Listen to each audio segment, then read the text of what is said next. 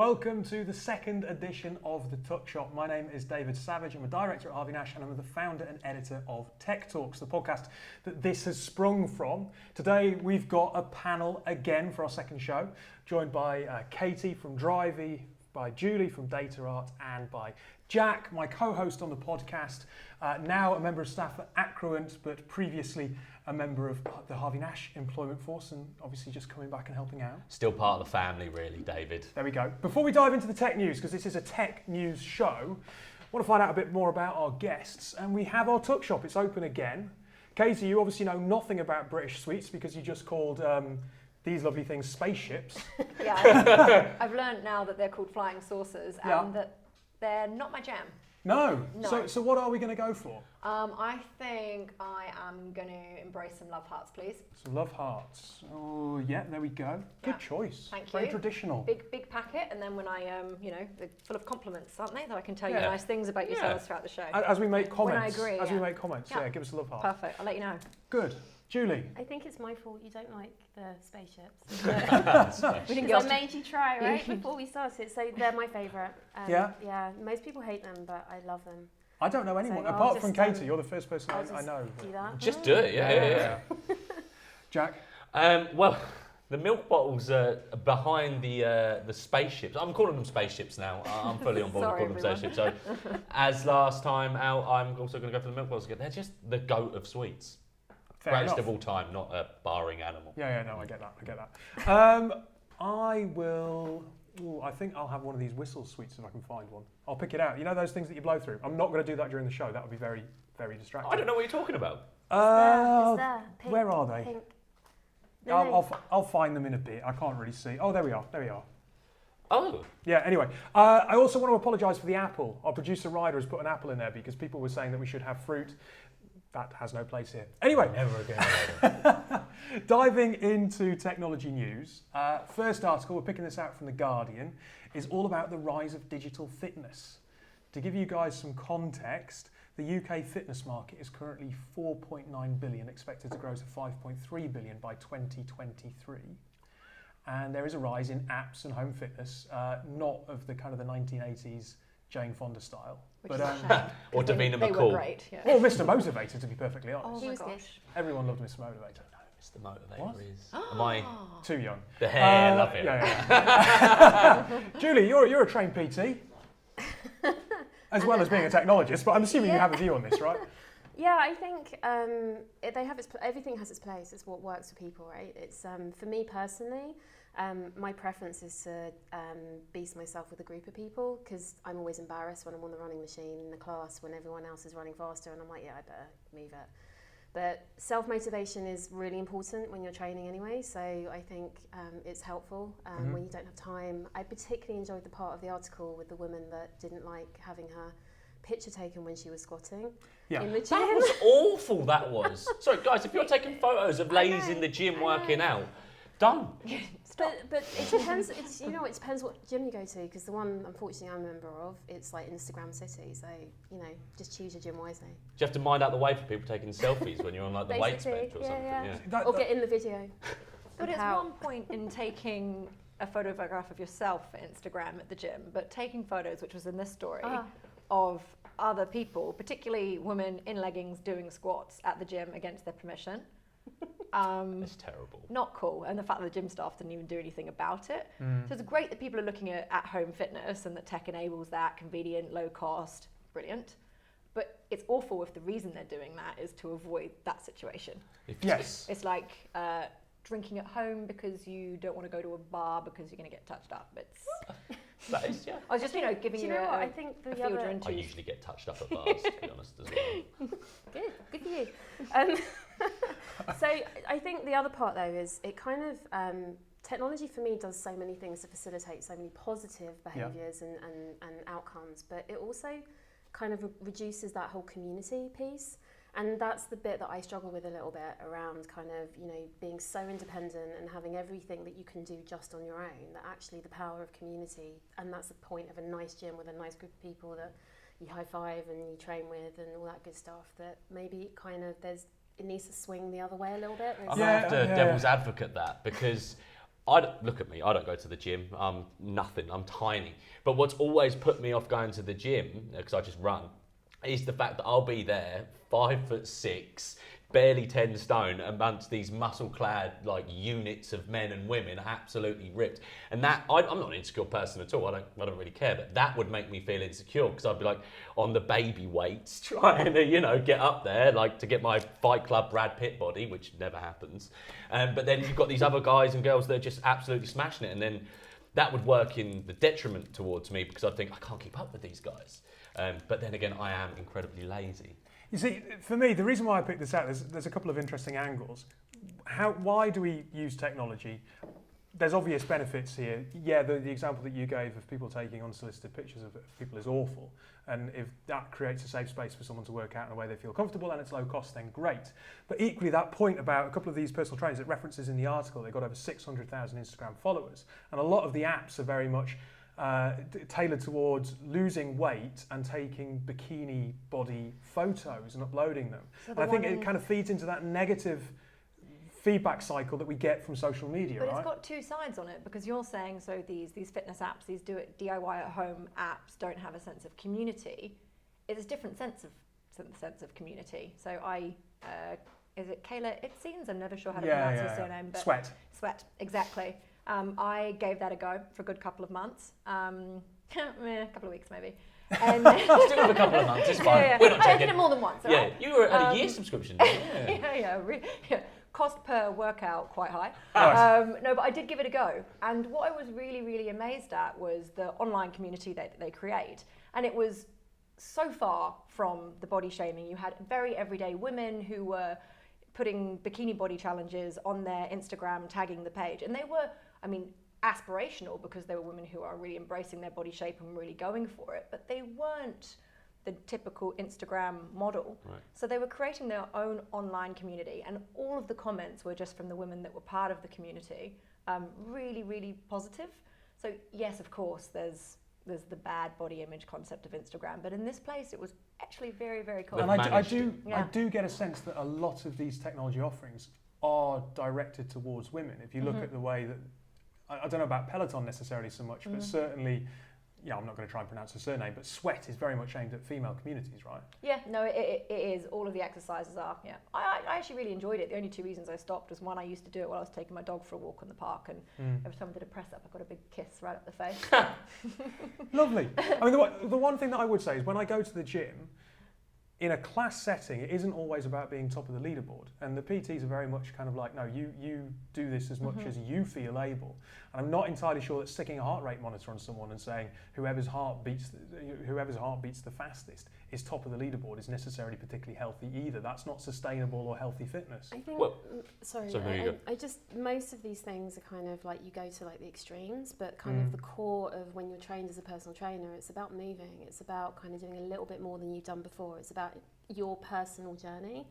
And Instagram doesn't necessarily kind of facilitate personal journeys, because it is always quite aspirational, but I think just if it makes people move, then it can't be a bad thing, right? I think like zooming out entirely, this sort of it is quite akin to flexible working in a sense that, not everyone has the chance to go to a class at lunch or after work, they want to get home and all the rest of it. This really, it's nothing new, but fits it really into modern lifestyles. Really, yeah, exactly. But it's no different to, like you're saying, Jane Fonda put in the video on back in the 80s, or my girlfriend. McCall. Yeah, my girlfriend Rosie does the Gillian Michaels one, which is crazy, and it really made me laugh in the article actually, where the woman is apologising silently to her neighbours downstairs for doing burpees and squats. Biggest Loser PT, right?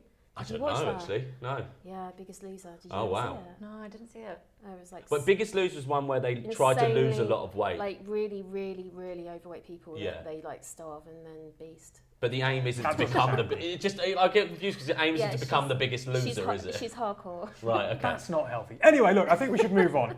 Interesting points there. Second article, again from The Guardian. It's not the only thing I read, but Jack often has a go at me for this. But anyway, artificial intelligence. We love talking about artificial intelligence. But this is emotional artificial intelligence. Had you heard of the phrase emotion artificial intelligence before reading this? No. I had not. No? I thought it was brilliant though. It really is, isn't resonated. it? Yeah. So Giving AI a heart. So yeah, let's give some but context. who's programming it is the question, Yeah, right? let's give some context, because if there's 4 people who work in the technology industry who've never heard of Emotion AI, let's make sure that our audience is on board with this. So basically, it's talking predominantly about a company called Realize, who were founded in 2007, and they are teaching computers how we feel. So via tracking facial movements and eye movements, they are basically insinuating this is how someone feels, and then applying that at the minute most pertinently to the advertising industry. So the article talks a lot about the John Lewis Elton John advert, and said that actually it wasn't particularly successful. No one liked Elton. Yeah, no one liked Elton. Did he like that article? He probably threw it across the room. So very negative reactions, bizarrely, up until the point where it was just the boy, and it should have just been the boy rather than a 2-minute advert for basically an upcoming film. But yeah, what do you think? Because the article does make some interesting kind of observations about the possible benefits, but also pitfalls of this. It made me laugh a lot because I work for a technology company, and we have nearly 3,000 engineers, and everyone's a little bit different, but emotional intelligence isn't necessarily like one of their primary core skills. Hence the reason that I'm in sales and business development, that I come in and do something a little bit different. And I just wonder, I hope that whoever's programming it isn't entirely just an engineer by trade and heart and experience. Well, there's an interesting point that it makes in the article where it talks about the fact that you might scowl when you're angry, concentrating, or have a headache. And I suppose whoever's writing that code... just have those faces. I'm not going to say it because it's do you know the term I'm talking about, that resting face? I have to say, I've got a very, very bad one of that. I'm constantly in meetings, and I can be inside my mind, nodding, agreeing emphatically, but just taking some thinking time. And I can see the person opposite across the table from me, like, getting increasingly nervous. And then I've now just started, whenever I have a new starter in the team, just say, listen, I'm really sorry, I've got RBF. Because then people have been so good luck to realise cracking me, to be honest. I watched a video of myself moderating a panel that someone stuck up a little while ago, and my wife watched it and said, it looks like you're going to murder them. I think you should get the badges that pregnant ladies have, though. Just like RBF. RBF. Look, I'm not annoyed at you. It's me. It's not you. Yeah, I consider myself to be quite a positive person, but not my face, apparently.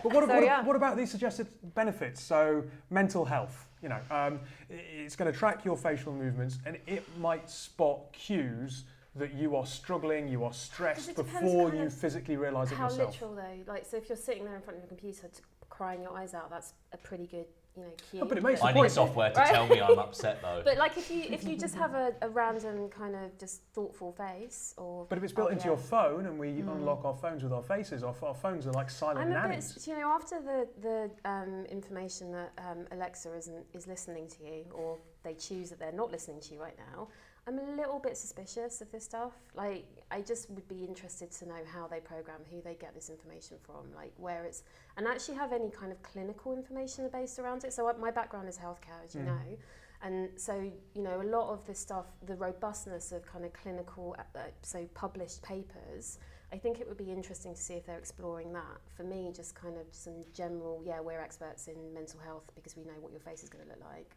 Yeah, it's a huge leap to go from advertising to health. Absolutely. And then I suppose you have the same problems that you have with all health tech about, well, what happens then with the data that if you're sharing that, you obviously want to build on the research, maybe you want to share it with the NHS, but equally if you do that, do you know where the data's otherwise going? I mean, after watching the Netflix, The Great Hack, or whatever it was called. Yeah. You just worry if the next Cambridge Analytica gets hold of something like this piece of software, this piece of AI, and how because it can be manipulated 20 million different ways or whatever, the fact if you can open up your laptop, go onto Facebook, and then you see fake news and you smile at it, and then they can and feed it back to you or whatever, it is scary. It's a bit Black Mirror, right? It's very Black Mirror nosedivey almost, 100%. But I like it. I like the fact that it can tailor stuff that I like and don't like from my face reaction. If this stuff's already going on in the back end, if all of our cookies and whatever are creating a data profile of ourselves and it's already out there, I'd rather they do it on my reactions rather than what I'm clicking on. What's the difference between a click and a smile? And I hear what you're saying as well at a macro level on the Cambridge Analytica, or I love how Cambridge Analytica has just become the term for the go-to for bad guys. But I had a real emotional reaction to when it started talking about the individuals concerned, when it was recommending mental health treatment or suggesting it's you might be time to go see someone, because I think it also increases our reliance on the tech. And at the end of the day, the idea of, hey, are you feeling okay? You should go see someone. That is something that should come from close friends, from family. And I thought, well, what if these people then become reliant? Oh, it's okay, he's got his phone. His phone's going to tell him to go to the doctors, you know? What if it normalises that conversation, though, and makes it more normal? Yeah, and then it makes it so normal that people don't think they need to check in on each other. Right. Okay. Did they talk about permissions for review? Because you know those. So everyone's had those spam emails, right? Saying, you know, I've been watching you, and you better pay me all this money because you've been doing that wasn't. By all means, if someone's watching me doing that stuff and they want to release the video, that's on them. Knock yourself out. That is on them. But it's kind of like, as much as you need kind of permission. What have you two been You've got a good online profile. Yeah, you're very clean. And Love you.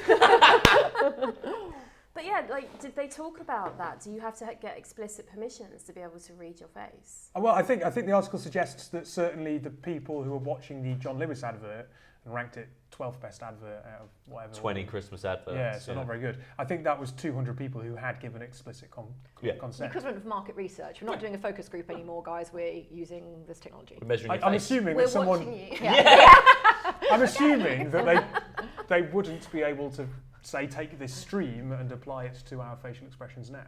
Hope not. You know, Jack thinks that Dave's talking absolute rubbish. I think it's That's just my normal scary. face all the time. I just think it's a bit like Big Brother, a bit Minority Report. It's all kind of What like, a film. but it's all just too much.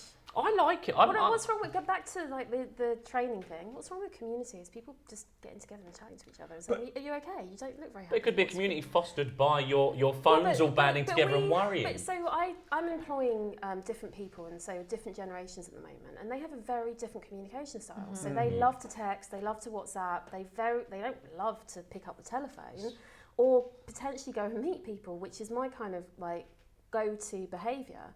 This doesn't facilitate kind of just understanding what people in a kind of one-to-one are feeling, and like I have to rely on my phone. That's very fair. So I'm in an interview and I'm like, okay, I'm going to check what that's telling me about this person that I've just interviewed, rather than actually using my own senses and emotional intelligence. And why can't we just refine our own personal? Why do you have to give such good points?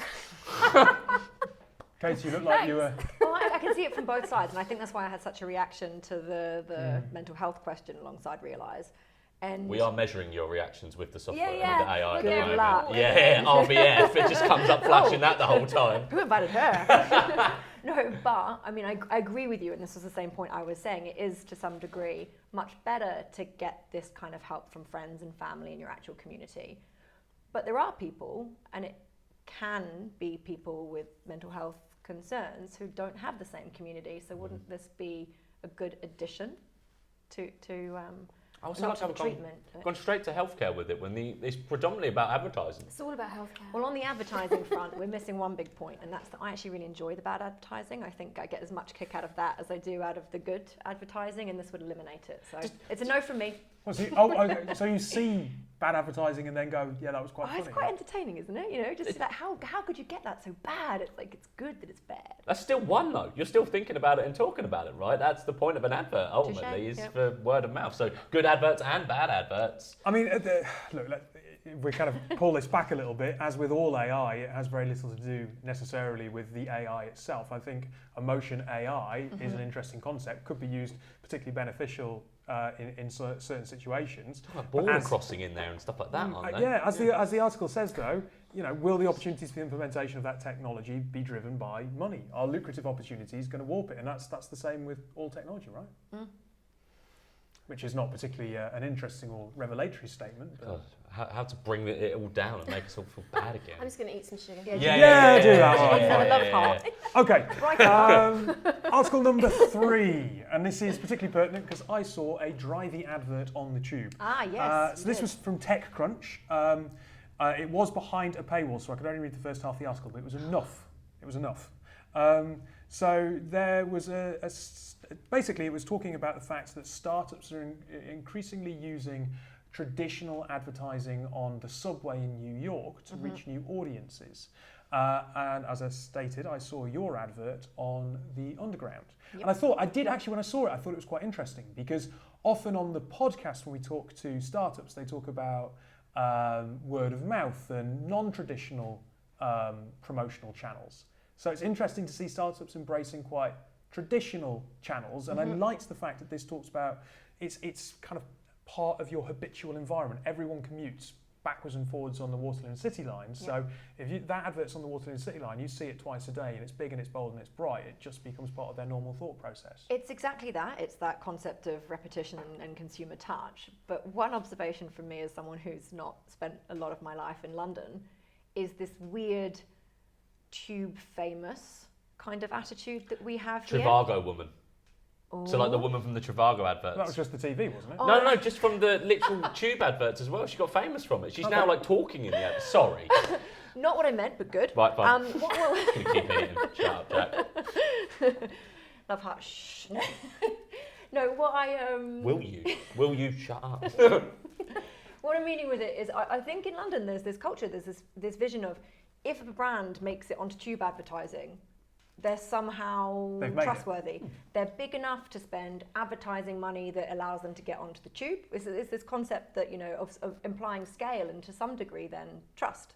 Because if they're big enough to spend money on tube advertising, they're probably big enough to make sure their customer service that they're providing me with is bang on. So does it matter to you whether or not it actually drives new customers? I mean, surely it must do. Without a doubt, that's But just is an it observation. It drives new customers. As a point in the time, obviously, we're transitioning from the Drivy brand to the Get Around brand. So for us to announce a rebrand and to become known, absolutely. And we also notice over that period as well that some of our performance costs decrease. Why are you changing? We were acquired by Get Around, which is an equivalent. Congratulations. No, thank you. In April, so we're just in the process of rebranding soon. So you'll see Get Around ads in the tube very shortly. But it is, it is a good way to imply trust, because people here seem to think that it's like how a brand's made it. Once you're on the tube, you've become big enough to spend money on the tube. I totally believe that. Yeah. Even though you've kind of been like, really that's unusual. a myth. I'm like, yeah, no, that makes sense to me. If I see an advert on the tube, they must be doing something right. And the second thing is that I had a bit of a giggle reading this is the concept of startups putting advertising on the tube. At what point does one no longer become a startup? Because obviously this is expensive, and would I recommend that a true startup advertise on the tube? That's a big chunk of your budget. Yeah. So I don't know, we were 140 people in Drivy joining 300 people in Get Around, and I just had a musing point of, is there actually a definition of when one takes off your startup hat? Puts the scale up on. Is it actually a way of, is it It's cash flow, right? Is there actually a metric? You just look at how much money you have and what you're willing to, push your activity towards. It's a channel. It's one channel of many.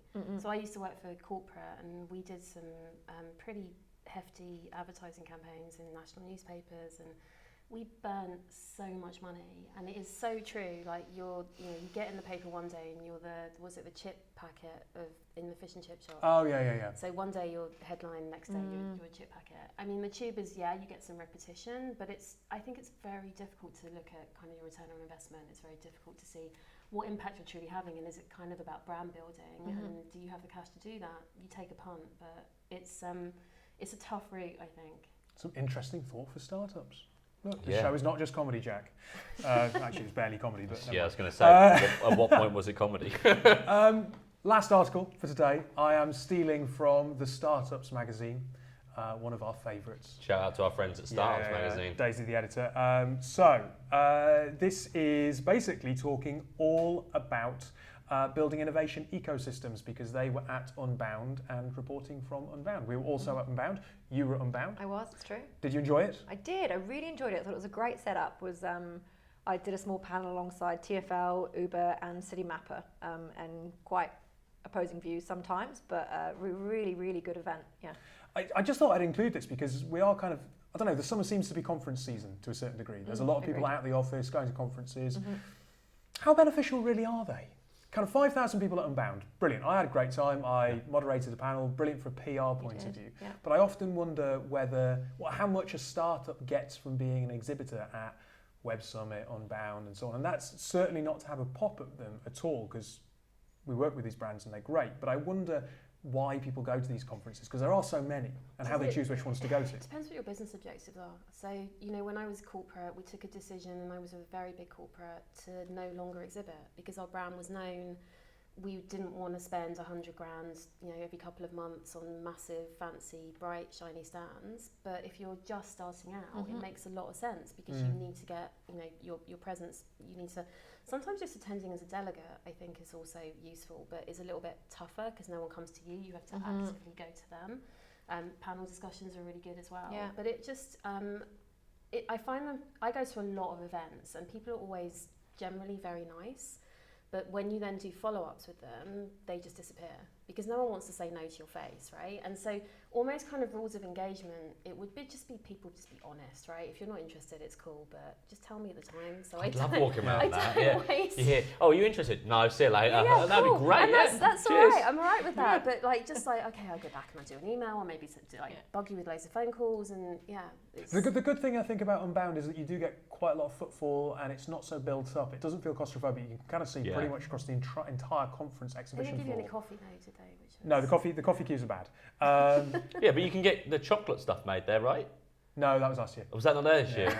Oh, They make not your face in in Like chocolate. your memory. Yeah, they can make you they draw your face in chocolate. But anyway, aside from did you that get it point, home? Jack, because that's a diatribe. Anyway, look, I went to Viva Tech earlier this year in Paris, and that's obviously got huge amounts of budget and spend. Usain Bolt was talking there, but there were one or two startups, and you really had to search for them because on the exhibition floor there, it was these huge, big corporate stands that can be 2 or 3 stories high, and finding a company that's 5 people from Sweden. I bumped into this amazing company called Karma, but only because I went specifically looking for brands that I thought might be fun to have on the podcast. not everyone's as big as the loser of you are and knows all the startups, are they? Thanks, Jack. Yeah. So in terms of like ecosystem building, I think when you're looking at kind of 5,000 person events, you're just going to get lost. And I think, you know, ecosystems are great.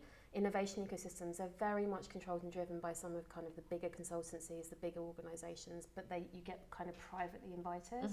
I think they, for your own personal business, are great, but for networking purposes, are not as good. So I don't think that there's kind of an even playing field, I think, for everyone to join the party, because the ecosystems are on one hand super helpful on the private side, and on, you know, the public side they're just a bit smoke and mirrors, I think. Yeah. A good trend that did seem to come out of a couple of these conferences this year, though, I don't know whether you saw this, CogX and certainly Unbound, there was a green thread through them, Yeah. which is good. Yep. I mean, obviously, Green. with Drivy, in terms of environmental. Sorry, yes. But, Green you know, bean. Totally Drivy agree. kind of, I don't know, were you speaking there as a keynote or as part of the panel? or- We were part of a panel, and it was all about the future of mobility and what role tech would have to play in it. And for us, it was quite great because one thing I love about any of those events is the Drivy story. Our mission is actually to get cars off the road, less cars on the road, but it's not always, I guess, common sense or how people think that, you know, as a car sharing company, we're actually against private car ownership. You kind of think, car company, they must love cars. But actually it gives us a chance to tell our slightly more complex story, I guess. And so from our point of view, it was really cool to be positioned in that space and to be seen with other panelists, but also the guys who were speaking before. I think it was Bulb who were talking about their renewable energy. That would have been Hayden, the CEO. Yeah, exactly. And we were part of a panel, of a series of panels and presentations that were all focused on using tech for sustainability. So it was great from that point of view. Cool. Good, because the rainforest's on fire, so people need to start doing more stuff. Well, that was a about good it. Christmas advert. Yeah. It got banned, right? Iceland, Yeah. orangutans and palm oil and all of that. Totally missed that. What? It got pulled from TV, didn't Yeah, it? but it then they went did, viral. Yeah. Then Because it got, I mean, that was Yeah. probably the best Very thing that good. could have happened for that advert, was getting pulled from Absolutely, TV. yeah. Anyway, I think that should do for today. We're coming up towards the end of the show. Jack, What you have look... we got tomorrow, Dave? Don't worry, I'm going to plug. Look, thank you for tuning in. If you've enjoyed hearing from our two guests, thank you, Katie and Julie, for spending some time. You can, of course, go to the Tech Talk site, go to the search bar, type in their names, and you will find the podcasts and find out a little bit more about them.